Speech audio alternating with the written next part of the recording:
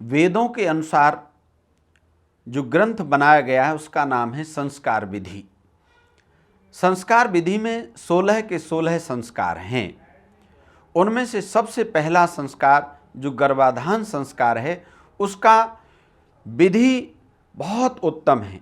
जब माता पिता ये चाहते हैं कि हमारे घर में कोई नई आत्मा आनी चाहिए तो उसका विधान संस्कार विधि के अंतर्गत लिखा हुआ है।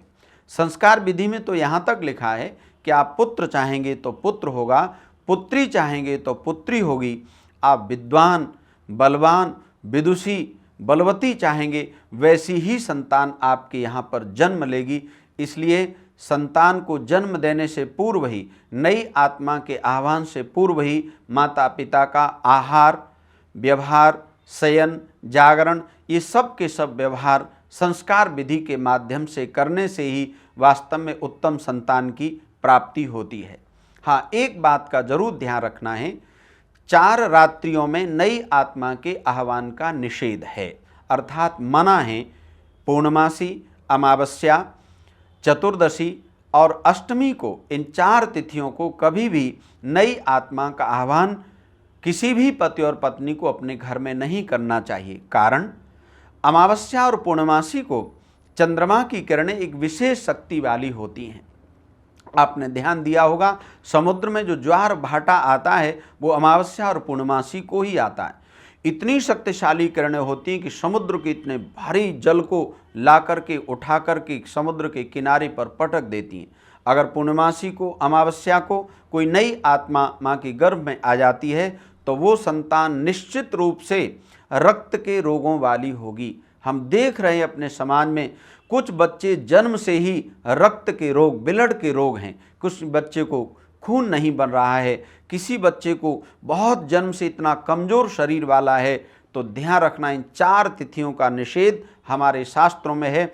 अष्टमी को चंद्रमा बहुत ह्रास वाली शक्ति की स्थिति में होता है, कम शक्ति की स्थिति में होता है। अगर अष्टमी को नई आत्मा आ जाएगी माता पिता के माध्यम से घर में तो वो संतान जन्म से ही दुर्बल पैदा होगी, कमज़ोर पैदा होगी। इसलिए ध्यान रखना, इन 4 तिथियों का निषेध है और इन 4 तिथियों को छोड़ करके ही संतान को जन्म देना वास्तव में धर्म है। अमावस्या, पूर्णमासी, अष्टमी और चतुर्दशी को नई आत्मा का आह्वान करना अधर्म का हिस्सा है और ये अधर्म हमको कभी नहीं करना चाहिए, पर इसकी जानकारी होना बहुत ज़रूरी है।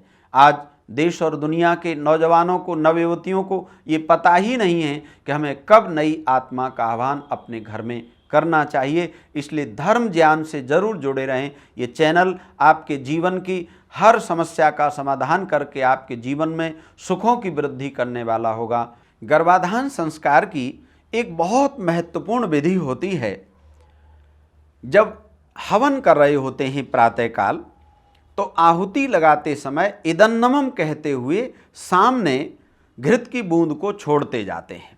तो वो हर बार इदन्नमम के साथ जब घृत की बूंद छोड़ते हैं तो वो उदक पात्र में, जो कांसे का पात्र है, उसमें वो जल इकट्ठा होता रहता है। और जब हवन संपूर्ण हो जाता है, यज्ञ पूर्ण हो जाता है, तब फिर जो गर्भाधान करने वाली माता हैं वे जो हैं स्नानागार में उस पात्र को लेकर के जाती हैं और स्नान करने से पूर्व उस घी को जो इदन्नमम के साथ कहकर के जल में छोड़ा था, सिर से लेकर के पैर के नाखून पर्यंत उसकी मालिश करने के बाद फिर स्नान करती हैं। तो आप अनुमान लगा सकते हैं कि सामान्य जल से भी जब हम स्नान कर लेते हैं तो प्रसन्नता होती है, और घी की सुंदर मालिश करने के बाद जब कोई माँ स्नान करेंगी तो समझ लीजिए कि एक भूमि तैयार हो रही है, एक जमीन तैयार हो रही है नई आत्मा के आह्वान के लिए। फिर माँ जब स्नानागार से निकल करके आती हैं, सुंदर वस्त्र आदि को पहन करके, फिर पति और पत्नी दोनों जने जो हैं वो उस हवन कुंड की प्रदक्षिणा करते हैं और सूर्य का दर्शन करते हैं, क्योंकि सूर्य के तेज को, ओज को भी उन्होंने अपने जीवन में धारण करना है, जिससे उनकी संतान सूर्य के समान तेजस्वी गुणों वाली, ओजस्वी गुणों वाली हो सके। ये पवित्र विधि जो है प्रथम संस्कार की, जिसको मैं कहा करता हूँ ये धर्म का कार्य है, गर्भाधान संस्कार, उसकी बहुत महत्वपूर्ण विधि है। इसको करने से भी हमारा मन प्रसन्न होता है और एक माहौल तैयार होता है, एक मन तैयार होता है माता पिता का कि हम अपने घर में नई संतान को जन्म देने की तैयारी कर रहे हैं।